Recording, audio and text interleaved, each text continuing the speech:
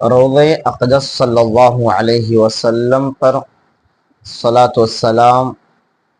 پیش کرنے کا طریقہ۔ جب آپ روضے کی طرف آگے بڑھیں گے تو وہاں پر جالیوں میں چاندی کی تختی نظر آئے گی، اور اس کے بالکل سامنے 3 سوراخ نظر آئیں گے۔ تو پہلے سوراخ کے پاس کھڑے ہونے کا مطلب یہ ہے کہ آپ نبی کریم صلی اللہ علیہ وسلم کے سامنے کھڑے ہیں، تو وہاں پر کھڑے ہو کر سلام عرض کریں، السلام علیکہ ایہا النبی ورحمۃ اللہ وبرکاتہ، اور دل میں یہ سوچیں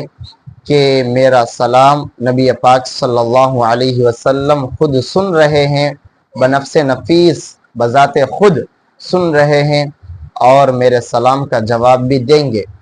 اس کے بعد آپ کو جو درود شریف اور صلاۃ السلام یاد ہو اس کو پڑھیں۔ علماء کرام نے یہ بھی صلاۃ والسلام لکھا ہے کتابوں میں، الصلاۃ والسلام علیک یا رسول اللہ، الصلاۃ والسلام علیک یا نبی اللہ، الصلاۃ والسلام علیک یا حبیب اللہ، یہ بھی پڑھ سکتے ہیں۔ اس کے بعد آپ کے داہنی جانب میں حضرت ابوبکر صدیق اکبر رضی اللہ عنہ کا مزار مبارک، قبر مبارک ہے، تو وہاں پر پہنچ کر حضرت ابوبکر صدیق رضی اللہ عنہ کو بھی سلام پیش کرے،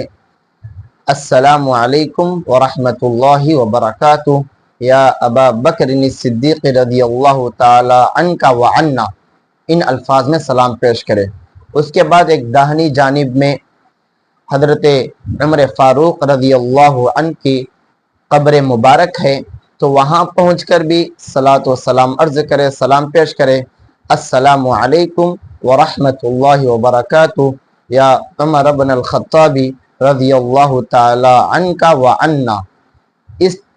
طرح صلاۃ و سلام پیش کرے۔ اس کے بعد آپ کے دوست و احباب، اپنے متعلقین میں سے جو بھی سلام پیش کرنے کو کہے ہیں یا آپ کے اوپر جن کا حق ہے، ان تمام لوگوں کی طرف سے صلاۃ و سلام پیش کریں۔ پھر